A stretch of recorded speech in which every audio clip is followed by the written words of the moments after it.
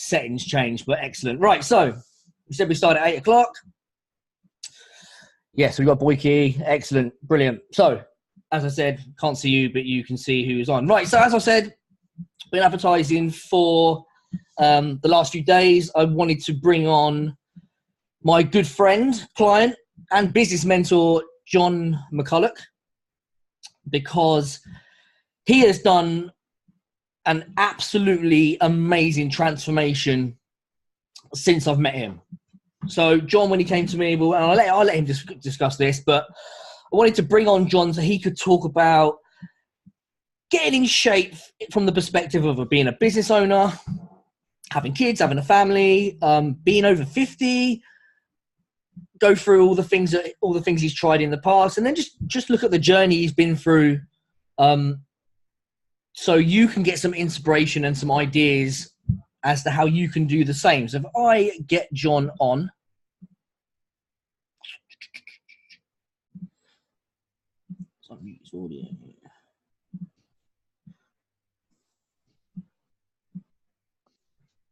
right, we're back. People can see me, so I haven't completely messed this up, Jon. Can you hear me?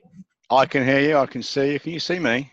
Yeah, I can see you. Perfect. I've now changed the screen, so I can't see myself. You can't see yourself? It doesn't matter. Doesn't really matter. Oh, amazing. Right. Unfortunately, people can see you. So there we go.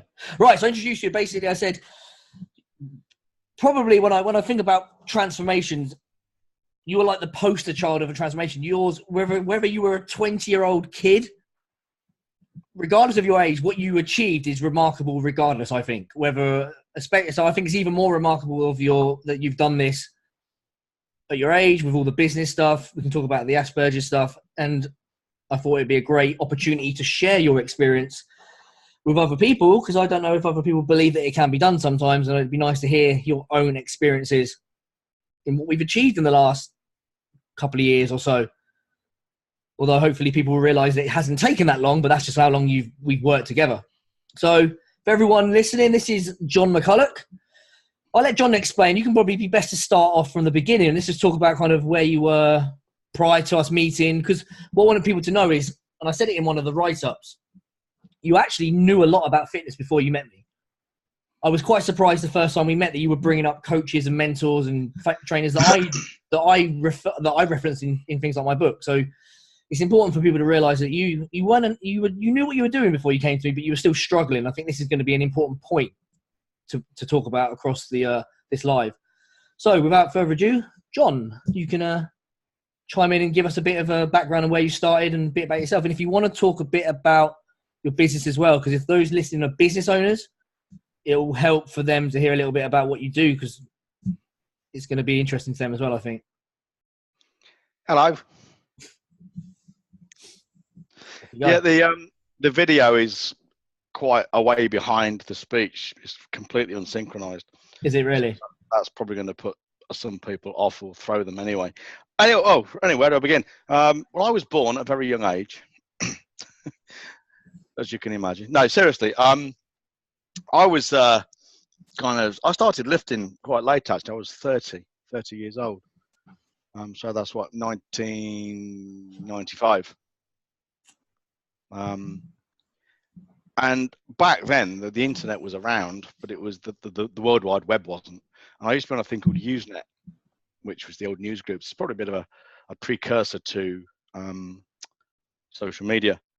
And so I've been studying this stuff and learning about it for a long time. And I've got a first edition of Lyle McDonald's The Ketogenic Diet. So I was going into this really detailed stuff a long time ago. And my weight went up and down. I used to do karate and jiu-jitsu, and I was a nightclub doorman and stuff, so that kind of thing was important. And I always wanted to get a six-pack. And although I knew kind of how to do it, everybody knows how to do it. I mean, nobody missed the memo. It was always elusive. And it got to a point in June 2016 when I finally I gave up getting the six-pack, but gave up trying to do it myself. So I was just looking for a PT. And because I'd been online friends with Phil, because for reasons which are quite, well, not really complex, but abstruse. I've got a disproportionate number of fit pros on my list because of my mentoring Paul Mort and Dan Meredith. And I just started chatting to Phil, and because I'd seen these pictures and saw some of the stuff he posted, I knew he knew what he was doing. So I started working with Phil, and within 6 months, I'd achieved my goal. I'd achieved the results I'd probably tried, sometimes half-heartedly, but I got the results I tried for probably nearly 20 years to get. About 23 years to get, and just hadn't. You've seen them. You've seen the pictures today in Phil's emails. You've seen the pictures online in the group. They're not photoshopped at all, and it's been remarkable, really. And it's been a lot easier than you'd think.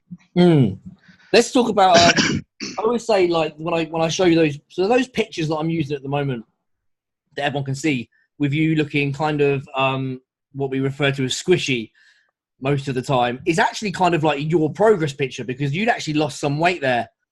And I always say you'd actually made a bit of progress, but you were doing a lot of training. I remember you saying you were cycling 6 days a week, sometimes twice a day, for like an hour.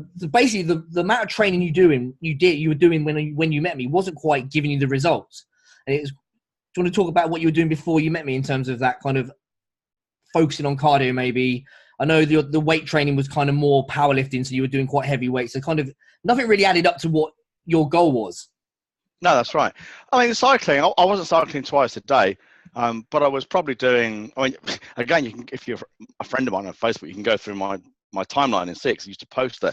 I was probably cycling up to 20 miles a day most days, and the hills around here are quite challenging. So I was probably, according to the tracker, I was burning anything from 1,000 calories upwards a day, and I wasn't really monitoring my food that closely. But equally, I wasn't completely ignorant of it either. And yeah, that very first progress pic, I'd probably lost not a lot, but a few pounds from when I was at my heaviest, about 170. Well, no, my heaviest was about 8 years ago. I was about 13 stone, at 5'5". That's not very attractive. Yeah. But certainly this time round, I probably lost about 3 or 4 pounds before I started working with you. But it just wasn't working. And for me, it wasn't really a question of what did I need to do, because I knew what I needed to do, apart from the detail. There's two things. There's the detail, which Phil has. It's like anything, really. It's, you can be fairly competent at something, but the skill really comes in when you hit a snag. But of course, I was hitting snags because of my age and some aspects of my lifestyle, such as traveling and meetings and things. So there's the detail, and then there's also the accountability, which is huge. Because I train on my own, and I've been training on my own, lifting weights for 23 years. And I've always had people say, "Oh, you won't do it on your own. You can't work out on your own. You need a partner." Well, that's not fucking true. I prefer working out on my own. But when it came to things like check-ins and have you stuck to your diet, it's much easier when you're working with someone. A good example is alcohol. As you know, Phil, from Elite and stuff, I like a drink now and again. And you can stop drinking for a period of time. And, if you're just doing it on your own, you stop drinking for a period of time. And then you say, I'll just have a drink on a Saturday night, because that's my kind of day off, cheap day, if you like. And then Saturday night becomes maybe Wednesday night as well, because it's midweek. And before you know it, you're back to drinking a glass or a bottle of wine every night again. And a bottle of wine is 700 calories. Well, just cutting out that. Yeah. And a bottle of wine isn't a large amount for me to drink. A bottle of wine is 700 calories. Just cutting out that, it makes an enormous difference to your calorie intake. And let's face it, everyone who ever lost weight only control their calories. It's that simple.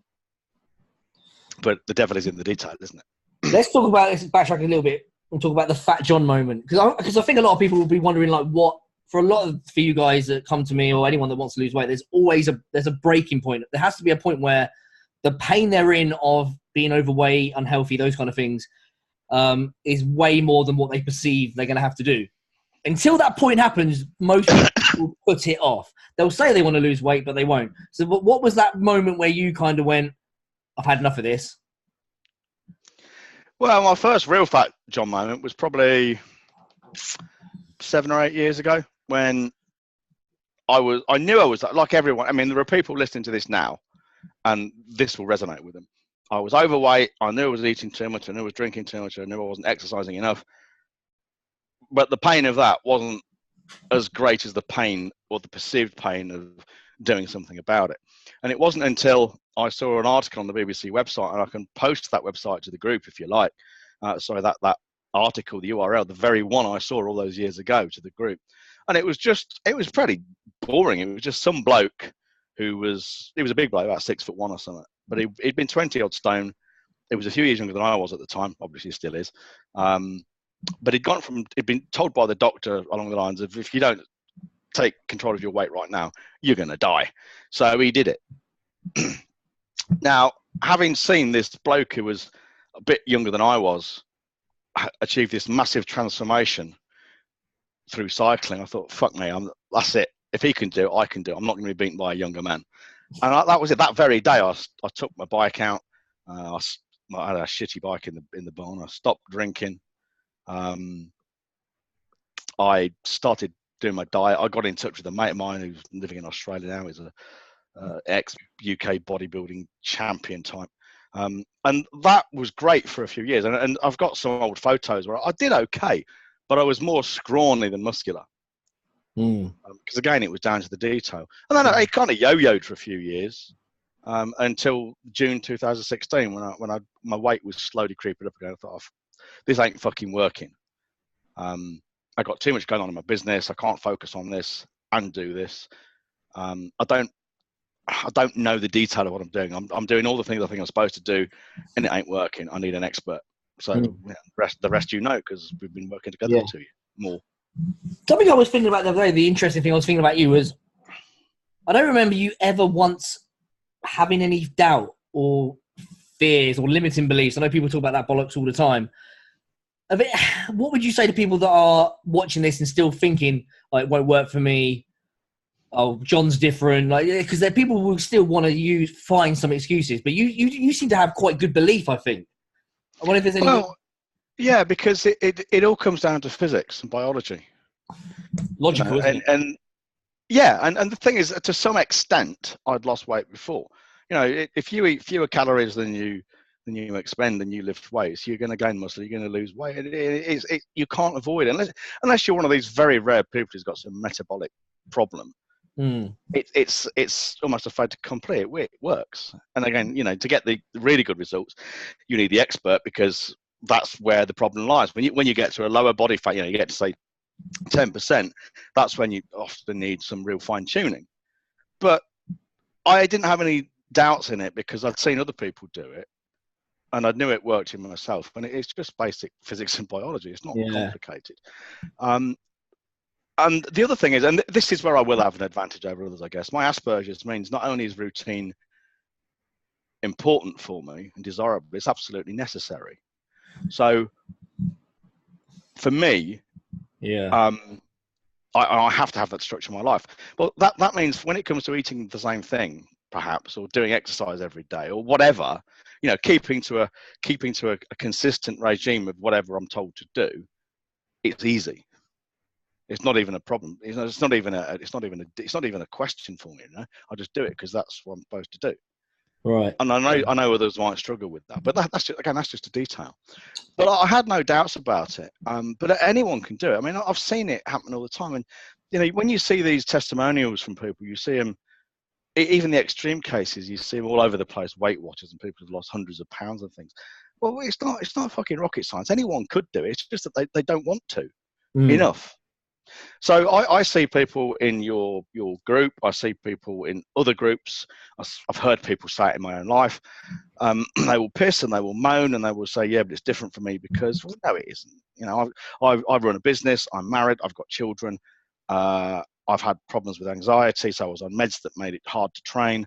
I've had injuries, I've had illness, I've travelled, I've had to go to meetings. Anything that's true for them is either also true for me, or I have an equivalent fucking good reason not to do it. Exactly. Yeah, and this is always my point, is that Sure, the details of people's challenges are different, but anyone watching this, anybody that's over the age of 30 or 40 is going to probably have kids, be married, has got a job to do, is limited on time, has injuries. But yet there's only a small few of people, there's a small percentage of people that do it. And the only ones that do it are the ones that, I think you'll hit the nail on the head, the ones that just really want to do it. You need two things. You want to do it, and then you just need I think you need the strategy and the accountability. Those are the kind of the three things. If you want to do something, you've got the system, and you've got someone to kick your ass when you don't want to do it. I don't see that you can't fail, in my opinion, from there. Well, this is absolutely right. I mean, people who say they can't do it, what they actually mean is they don't want to do it enough. Yeah. And I've actually, here's the funny thing, and I'll explain this in case people think, oh, this doesn't work then. I've actually done it twice in those 2 years, as you know. Because the first time we did it, we went from the July to the December. And then I was really busy, and at that point I probably had mental health problems then and didn't realise it, because the Asperger's goes hand in hand with depression, anxiety, and a whole raft of others. I've escaped them all except anxiety, fortunately. But it was probably the cracks were probably starting to show then. So I didn't come off the diet properly. I rebounded. Then I went on the meds, which meant I couldn't train properly until the November, and it was just a fucking shit show. So by the January of this year, yeah, I put on a load more weight. I wasn't in as bad a shape as I was before. But no, true. You got the pics somewhere, but I was still quite squishy again, wasn't I? Yeah. And then I started again in it was January the 4th this year. Yeah, it was July the 4th, 2006 when we first started. I started again on January the 4th this year, and by September, late August, I was there, wasn't I? I mean, I was probably there in mid-August, and I just maintained for a couple of months and then stopped for elite. And because I've taken Phil's advice and done what he told me to do, I'm now eating like a fucking horse. I've put on some weight, so I'm not as lean as I was in those pictures, but I'm not that far off. I've still got defined arms and my legs and my upper body. My six-pack hasn't completely gone, but I've put on very little fat compared to what I... Well, what people have to realise is that you are actually actively trying to gain muscle. A lot of the people watching I am. Would probably be happy to get like you were, or even not near there and stay there for the rest of their life. So Jon is actually gaining a little bit of body fat so he can gain muscle. You can't do it without that. But when we say gaining a little bit of body fat, you've still got a bit of you still have a bit of a six-pack. You've still got massive in your arms. So he's taking one step back slightly to go forwards. And I always laugh. I joked about this in some of my emails, is that because of the Asperger's and because you rebounded a little bit, you've achieved twice what most men don't achieve in a lifetime. And it goes back to the same thing as you had the need, the want to do it, the system, and you had some accountability, which means that you could do it. This time around, you haven't got the anxiety problems, and we're actually able to... This is actually a luxury. You doing a muscle building phase is a luxury most men will never have. Mm-hmm. I spoke to a guy earlier who wanted to build muscle, 33 years old, 18 stone, only about 5'7", so a bit taller than us, 18 stone.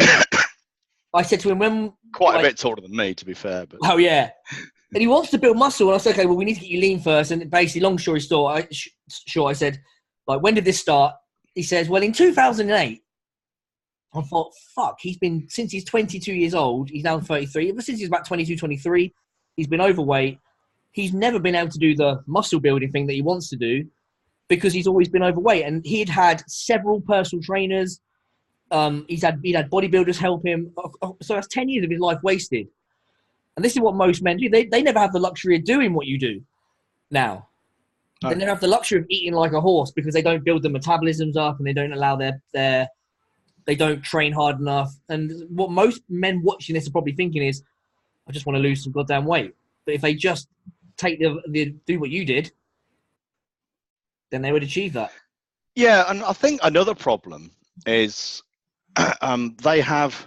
it's almost like they're polarized. They either think it won't work, can't do, it's impossible, because they see the end result, they see where they are now, and they cannot imagine there's any rational, sensible, sane transition between the two. It's almost like poor people, rich people thinking, oh, there's no way I can make that kind of money, as if they're made rich overnight. Right, yeah. Then some people go the other way, and they will say, yeah, well, it's now beginning of May, I want to look good for the beach in July. I can lose about 3 stone in that time. Well, you can if you amputate your fucking legs, yeah. But their expectations are unrealistic. You know, it took me knowing what I know.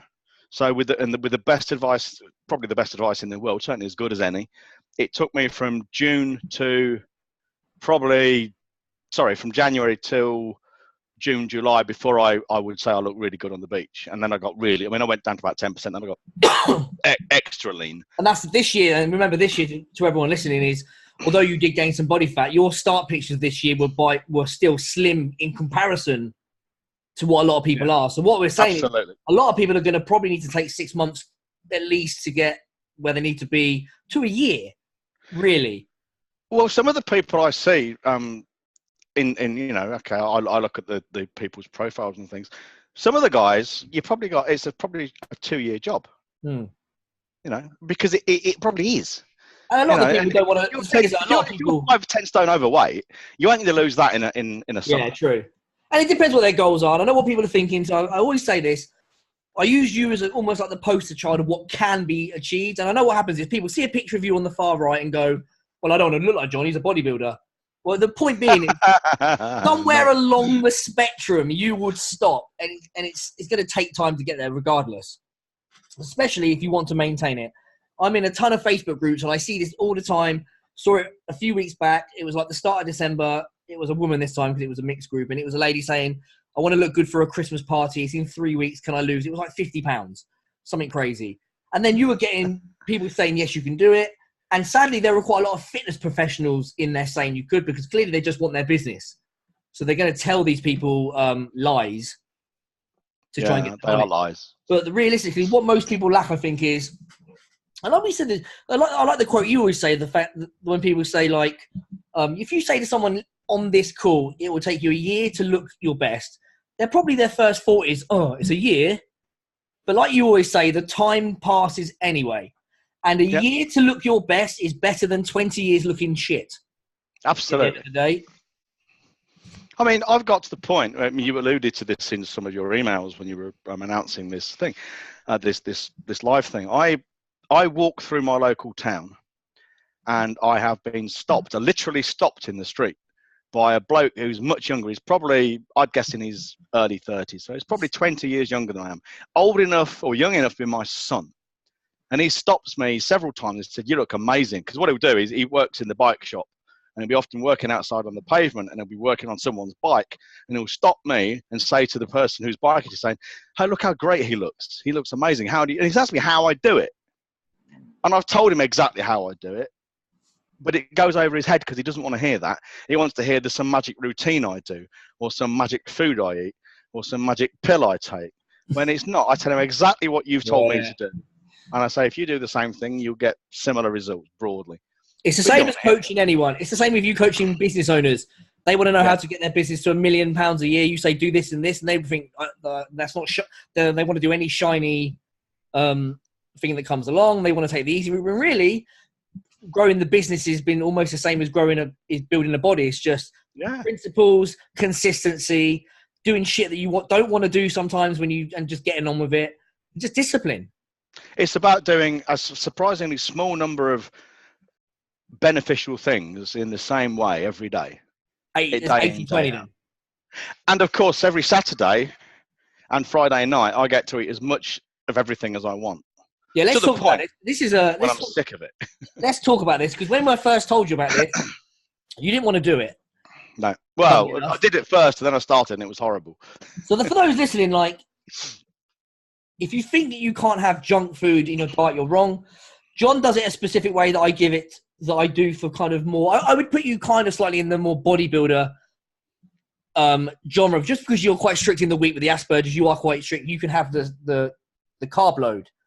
But that doesn't mean somebody couldn't do what you do sporadically through the week. It's just about, I figure calories are like money. You've got a certain amount. If you've got whatever's left, you can use it on junk food. But Jon was having, by the time we finished the diet, you were having whatever you wanted to eat on a Friday night. And and was you doing 12 hours of junk food on a Saturday? 13 hours of junk food. Let's talk about that then, because everyone listening to this is going to be like, wait a minute, Jon ate junk food for basically a day and a half. and still looks like that. How has he done it? Well, we can talk about that briefly, but let's talk about how it felt to do that. Was that because I'm guessing you hadn't done that before? Had you done refeeds before, that kind of thing? No, I was familiar with the concept, and I guess I'd played with them after reading Lyle McDonald's book, The Ultimate Diet 2.0. But I'd never really done them properly because you just don't have. I didn't have that level of detail. But when I first did it, I went. I mean, the first 2 weeks, to be complete transparency here. When I worked with Phil, the first 2 weeks I didn't lose any weight at all because we had to set my calories. And although it was disappointing, I never wavered in my belief it would work because I expected it. I mean, even though Phil had warned me, but even if you hadn't, I would have still expected it because I know this stuff. But then it just skyrocketed. And then after about 2 or 3 weeks, he says, well, now we've got into the routine and your weight's coming off, you can start you call it a skip load, don't we? And it's basically, I think we started with like 3 hours on a Saturday evening, which was easy enough. But very rapidly, within only a month or two, it was to 6 hours. And then it started getting uncomfortable because I mean, you get to when you're dieting hard, say coming up towards, say, Christmas, when you're fucking hungry by Wednesday, you're ravenous because your body fat's really low.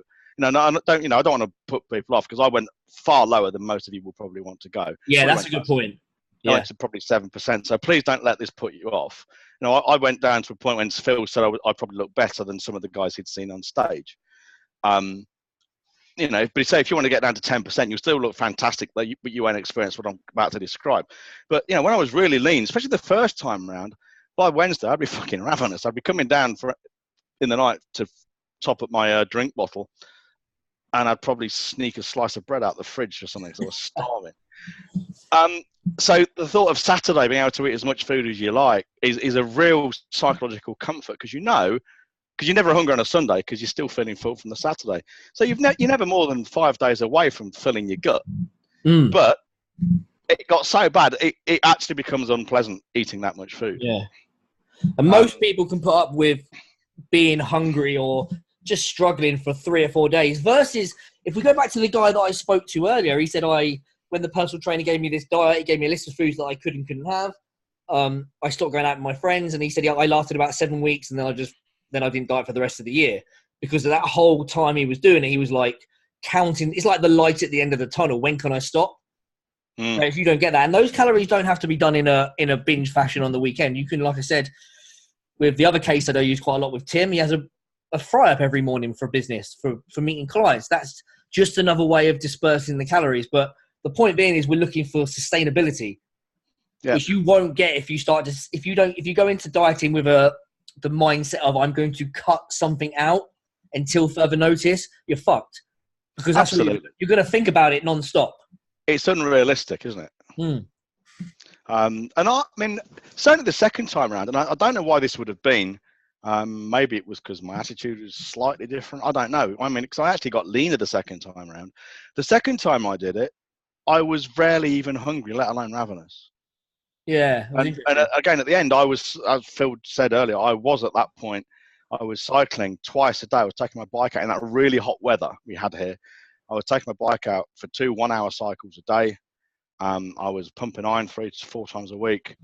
And I was sticking to about 1,400, whatever it was, calories a day. And I was really pushing it, but I wasn't even hungry, let alone ravenous. It's quite remarkable.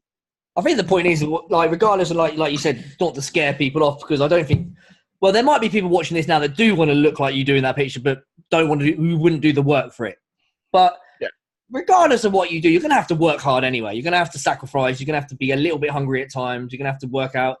Like in the gym, you look at the bar sometimes, and you know what it's like. You look at the squat bar or the rack bar.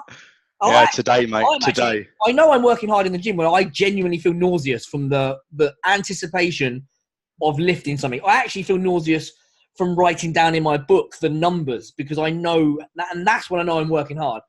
And not everyone needs to get to that, but over time, it's surprising how much harder you can work with consistency. Like I made you take your squat weight right down to what, 60, 70? I can't remember. Was it 70? 60 kilos at one point. And then it went back right up to 160 until you injured yourself a little bit. 160 was your Yeah, best? I injured myself not even squatting before anyone worries about that. I was actually I was running for the fucking telephone, and I slipped and got a terrible groin strain, which is probably only in the last couple of 3 months fully healed. So it was over a year that took. But I also changed the type of squat bar I have, which is slightly heavier, but also gives a different geometry to the lift, which takes about 40 kilos off it. So I'm now on about 130 again. But that bar's really difficult. Yeah, it is. But really, then the biggest changes, the biggest changes, kind of some of the changes has been more consistency with the diet, because you weren't a bad eater before, but we were more consistency and very accountable to what you were eating. So tracking. I always tell people when I speak to them on the phone, like you've got your body weight measurements on a graph for like every day for the last couple of years, for example. Like, I have. You're like a proper you're like a proper data fiend. That's the Asperger's, mate. Yeah, and then we just made the weight training more. You were going very heavy, so we made the weight training more about muscle building, and then just essentially just ensured that you were consistent. It's not really, like you said, it's not rocket science there, to get those results. No, I mean, you often hear people say, if I can do it, anyone can do it. And it's not always true, because there are lots of confounding variables. I mean, in my particular business, for instance, growing businesses, it's not as simple as do what I did, you'll get the same results, because you're in a different environment often. It's not that simple. But when it comes to losing weight and bodybuilding, it is that simple. Because your body is a self-contained unit, and we've all pretty much got the same one. There are people out there with genetic problems and metabolic problems. Yes, of course there are, but they're rare. So therefore, the chances of any one person listening to this being that person, that's also fucking unlikely. Yeah. Most people are overweight. The vast majority of people are overweight because they eat too much and do too little exercise, and they don't get the results they want because they still eat too much and don't do enough exercise. And when they say, yeah, but I only had this, I only did that, and I don't measure my calories or weigh my food because I don't need to, well, that's bullshit. You do. It's consistency and sticking to the. I made one rule to myself when I first started working with Phil, and that was, unless there's an overwhelming reason not to, and this has come up a couple of times because there's certain things I can't do because I don't have a toe joint. They removed it surgically, so there's certain exercises I can't do. But my rule was, unless I've got a genuine objective reason not to do it, whatever Phil says, I just do it. Yeah, there's no point in paying Phil to be my expert. Yeah. If I then fucking ignore him. Well, you're a good example. You always say if you're going to get results, you need to be coachable, and hardworking and committed. If you're coachable, committed, and hardworking, and you don't say, do you know what it's like when you coach people? Then people want to take the bits they like. So most people might say, Phil, when can I have a junk food like refeed? But they don't want to do the squatting, for example. You need to go in there with, and I say to this, I've been saying this a lot lately. For those watching this have probably maybe got 20, 30 plus years of bad experience with weight loss. You need to almost, if you're going to go to a coach, is become a blank slate. Yes. Forget everything you think you know. Forget even the past struggles you've been through. Just come in with an open mind and be like, right, I'm just going to do what he says. And it's a bit cliche, but we often say in bodybuilding, just trust the process. Yeah. Oh no, absolutely. The other thing I would recommend people do is when they come on board with you is unsubscribe and leave any other weight loss groups you're on, because Phil will give you everything you need. Funny enough, I did that with business. I like to take myself. I took myself away from all business groups when you started to teach me, because I was like, right, I just want to tunnel in on just one voice, basically. Because if you've got too many things, fitness is very confusing. There's a million things, and they probably, in most cases, they all work if you can sustain it. But what you want though is you're trying to find the one thing that it's like tuning a radio station. You're trying to find the one station you like, and then you just listen to it. Otherwise, you're gonna be the person that kind of keeps, like that guy I spoke to on the phone earlier. He's only 33. He's had 10 years of yo-yo dieting. If he doesn't change something now, there's no reason why he might not spend another 10 years yo-yo dieting. Didn't you have one person interested in you who'd been overweight for 30 years? Say that again. Didn't one person you were talking to who wanted to work with you, but wasn't allowed to? Hadn't he been trying it for 30 years on his 30 years. 30 years. Yeah, it's been quite common with the people because obviously I've been a fucking lifetime. Yeah, it's a long time. And I Then actually again, I'm one to speak. I did it for 23, so. yeah, and then the thing is you fixed it. But now I've been saying to people is take a step back, imagine what you've been through for 33 or whatever, 30 years of that struggle. And unless you don't die of a heart attack, you might have to suffer that again when you could just fix it now. You could just fix it now. It might take a year to fix, but then you've got 29 years, which leads us on. Anyway. Basically leads us on quite nicely to saying like, let's just talk about how it's changed because it's not always, for you, it has been, we can be honest, it's been quite, you like the vanity thing. So and you're the same as me. I like the fact you're honest. You did want to look better naked. You didn't want to be a fat dad. But there's been other benefits, business benefits. And let's talk about what life is like now as a lean 53-year-old man. Well, okay. I mean, a lot of it is vanity. To be fair, I mean, there's nothing quite like standing in front of the mirror, start bollock naked and having your muscles and your striations show and having a six pack, turning heads in the street. One guy, and this sounds completely off the wall. I was running some videos, still am, on Facebook and Instagram, and I had a message from a guy that says, "I'm sure I've just seen you in my local town." And I said, well, since I was in town earlier and I can see you're from my part of Ireland and that's where I am, there's a good chance you did. He says, "Oh man, you're amazing. You are the kind of really cool uncle I want to be when I'm older." So, I had a random fucking message from a bloke saying how great I look. Yeah, it's vanity. I don't care. How fucking good is it? I've earned the right to be vain.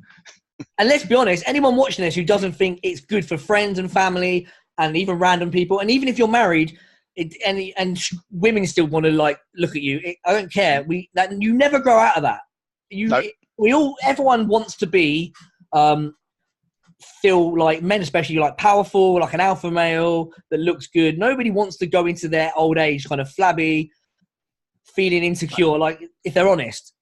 No, that's a purely subjective thing, and there are people out there who will deny it and say, "But I don't feel that way. I don't believe you." But okay, whatever. But there are also objective benefits too. One, if you are healthier and stronger and fitter and less fat, then you will be able to sustain injury better, or protect yourself against injury better, and you will also be more resistant to most diseases. You will be fitter and have more energy. You'll be able to do more. And science has shown us over and over again, fitness and weight loss, that kind of dieting regime, discipline, they spill over into the rest of your life. My business started to take off when I took control of my weight 7 or 8 years ago. And it's not a direct, well, it is a direct link, but it's not an obvious link, but it's the discipline. It's called a gateway habit. Your whole life will change. People's attitude to you changes. Again, science has shown us people who look unfit, overweight, and unhealthy don't do as well in the job marketplace, for instance. They get promoted less often, they get paid less, and they're more often overlooked. We all know they're not as attractive to the opposite sex. Whether it's right or wrong isn't the point. The fact is, it is a fact. Well, so, I did an email recently about a study where they wanted you to basically had like 6 cards of people. This email got me quite a lot of unsubscribes, which was quite good, which I'm always liking. And fatness came last behind choosing somebody that had STDs. Fatness came behind people with, I know this is not a bad thing, but people that were overweight were deemed less attractive than people that had lost limbs. Basically, they came last. It was quite a big study.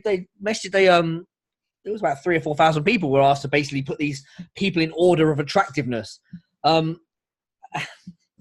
you go. And I know we know it's a shame that it's like that, but that will affect your life if you. Yeah, it will. If your internal voice in your head is always saying like, people are judging me, people are laughing at me. I've had clients that I spoke to someone recently on the phone who was even having going on holiday each year and getting private hotels because he didn't want to be by the pool in front of the public. So he would have like a private pool.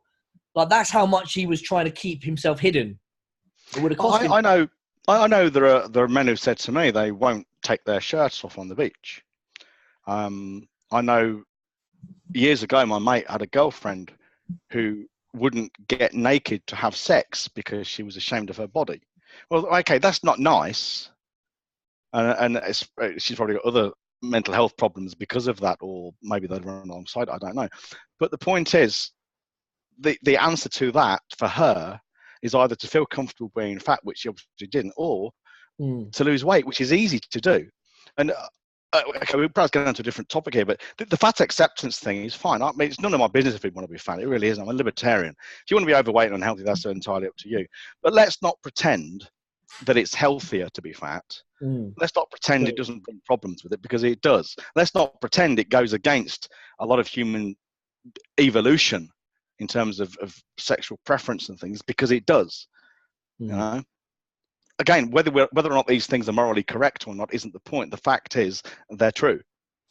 So have to be. I speak to a lot of men on the phone every day, and I get and the common thing is, I mean, health is not a very good motivator until it's usually too late. We've been saying that for a long time, but most of the men are saying to me on the phone, "I can't fit in clothes I like anymore." I had a guy on the other day that was self-employed. He works. He does public speaking. He doesn't think he's performing as well on the stage, because it's hard to perform well on the stage when the little voice in your head is, "Are people judging me? Are people?" Yeah.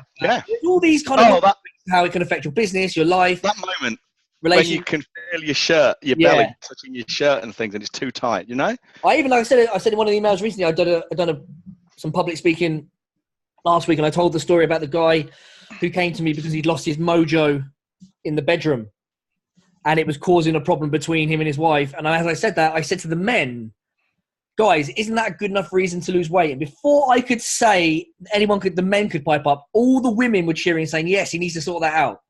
Like, we're talking about, like, it's a hard subject to talk about, but sexual relationships, energy levels. The guy I spoke to earlier said he doesn't have much energy, so he finds he's not doing so much. Like, he hasn't got that get up and go.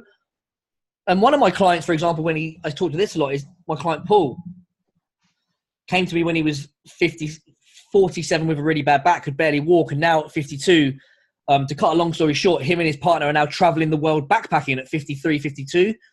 And the other day they would just climb the Himalayas. He would not have been able to do that. That was their dream, to travel the world, to retire and travel the world. He would not be climbing the Himalayas at 52 now had I not helped him fix his back, lose weight, get strong. He would have still probably been in Reading struggling. So there's all these possibilities that you lose out on when you're not healthy that you need. Well, I think more people need to take a step back and think about, to be honest. I agree. I can't, there's no downside at all. And it's all upside. And when people say, they can't afford it, it's just nonsense. They don't want to afford it. I mean, for some people, not everyone, for some people, the amount they will save in not going out probably 2-3 nights a week drinking beer, because I mean I was amazed at how much beer and stuff costs. It's, you can easily spend 20 quid on a round of drinks, can't you? You ain't got to do that too many times before you start racking up bills of hundreds of pounds a month. I've read a study that the average adult in the UK spends something like 50 grand a year in their lifetime on alcohol. But interestingly, the average person spends about £3,000 to £4,000 a year trying to lose weight and failing. So you add that up we talk about the guy if anyone watching this has not lost weight in 10, 15, 20, 30 years, you've lost the money when you tried, you've also lost money when you've eaten crap. So you combine those two things together, and that price is going to far outweigh any coach of any kind, even at the high end. Yeah, I agree. 10, 15, 20 times over. And it's not even just about the money. It is more about your health and your lifestyle. But when people come to me and they want to fix something they've had a problem with for 30 years of their life, and they say that, I haven't really got the money, I think, well, says the person that's probably got a plasma screen on his wall, or a car that he doesn't really need, or paid I have the same thing with my coaching, my business mentoring and things. People will happily find money for. Well, we know it's true. They will find money for the things they want, but not really pay for the things they need until they want them as well. And often, certainly with you, as far as your health is concerned, it's too late then. Now, when you get to, say, 50, was that comedian who died at 50, wasn't he, a few weeks ago? Yeah, we were talking about the other day. When you get to 50 and your arteries are clogged, and you're vastly overweight, and you're huffing and puffing, and your ankles hurt every time you get out of your chair, and you got heart damage, and an organ, your organs are starting to fail because you're so overweight and unhealthy, then it's a little bit too late. Yeah, and it's that the thing is, people don't realise is it's not just you're affecting your wife, your kids, your friends. Like, it's not the same, but like my mum died from being an alcoholic, but that affects everyone else. And I still see food as being, I don't believe in the addiction side of things, but if you're eating food and you're overweight, you're still slowly killing yourself with junk food. Yeah, and the thing is, the body is so efficient. You've only got to if you overeat by 100 calories every day, there's no magic food that means you can eat as much as you want. Those calories are there to stay. Yeah. Well, that goes They will accumulate. Some of the most popular diets like Slimming World and stuff have free foods. Well, those foods are like sometimes the ones that are actually quite calorific. So you've got these people that are actually doing diets like Slimming World and Weight Watchers, and they're actually low. One of them was, because there was outrage in the papers by somebody who was doing Slimming World, and they took off, it was the Super Noodles, I think, something like Super Noodles. She'd been having like 10 packs of them a day. Oh, good Lord. You can still get fat on 10 packs of noodles a day. She had lost weight because I think that's all she ate. But if somebody doesn't realize that there's no magic foods, then you're not gonna achieve it. I think that sums up really the journey quite well, of kind of going from what kind of made you want to do it, what we changed in terms of strategy, and the important thing, what were the benefits? I think that covers it quite well, don't you think? Yeah. I think, anybody watching this or listening to this either now or when it's on a replay, the very fact they're watching it means they want to do something about their weight. I don't think they're watching it for just because they want to show support. Now, they've got a deep reason for watching it, and that is almost certainly they're not happy with the way they are. Now, what they need to understand is, with rare exception, it's not your metabolism. It's not that you're big boned. It's not that you somehow can't do these things, because I know as soon as you try to do this, you're going to get resistance, maybe from your friends down the pub, maybe from your spouse, because he or she will think, well, are you doing it because you want an affair, or you're having an affair? You're going to leave me behind. Well, if that's the case, they maybe need to keep up with you rather than you just don't do it. And there'll be all the excuses in the world not to do it, because it's hard work. But it's not that hard. It really isn't. As I said before, okay, the first time round was a bit extreme, but the second time round, when I got better results even, it hardly felt like I was dieting. It hardly felt like I was putting in any effort at all. And you get into the routine, and it becomes a way of life. Yeah. And it's easy. Well, not always easy, but it's very, very simple. I think a big distinction that most of my clients realize is that it's easier than they have ever experienced in the past. So that goes back to what we were saying about being a blank slate, because if you're the person that did try something like a juice, one of the guys I spoke to on the phone the other day did a juice diet for a month. Like, of course you don't want to diet. Well, of course you don't want to fucking do it. I wouldn't want to juice I wouldn't juice every day for a month, even if I was guaranteed a pro bodybuilder body. I wouldn't do it. So obviously everyone watching this is probably going to have their opinion of what dieting is. And sure, it is hard, but it's no way near as hard as what they think it's going to be. And it's no way near as hard as dealing with being overweight for the rest of your life. In my opinion, that's what they need to realize. I agree. I think most people find it hard to diet simply because they don't eat enough. Big. That's a fact. And the thing is, you take a diet that's low in calories that makes you hungry, that deprives you of the food you want. You do the training that you don't like. You sign up for a marathon even though you hate running. All these rules that people do. You combine all those things, you're not gonna be in for a good time. And some people will last 6 days. Some people might even last 6 months. But a study recently showed that only 1 in 100 people will lose weight and maintain it for a year, and then after a year it becomes less than 1%. Really? Blimey. And the reason for that is wrong strategy that doesn't fit the lifestyle, no accountability, and probably not enough of a want sometimes. Maybe they don't appreciate. I think people need to spend more time thinking about what their real motivation, I don't like the word motivation, what their real reason, kind of the why. The outcome, the big outcome. What is, I talked about, like, I think also, you'll know this from your own clients. It doesn't happen to me, but I know it happens to some. It's like, what they'll do is they'll maybe go So I mentioned it earlier. Sometimes on a Wednesday night or late in the week, I'd come downstairs starving, hungry, and I'd have some extra calories out the fridge. Well, that was just a few calories out the fridge. Whereas some people will see that as an excuse. Oh, fuck it. I've blown my diet. I'll just trust the rest of the week, binge on a load of stuff, and I'll start again on Monday. Well, a few calories too many on a Wednesday night is no big deal.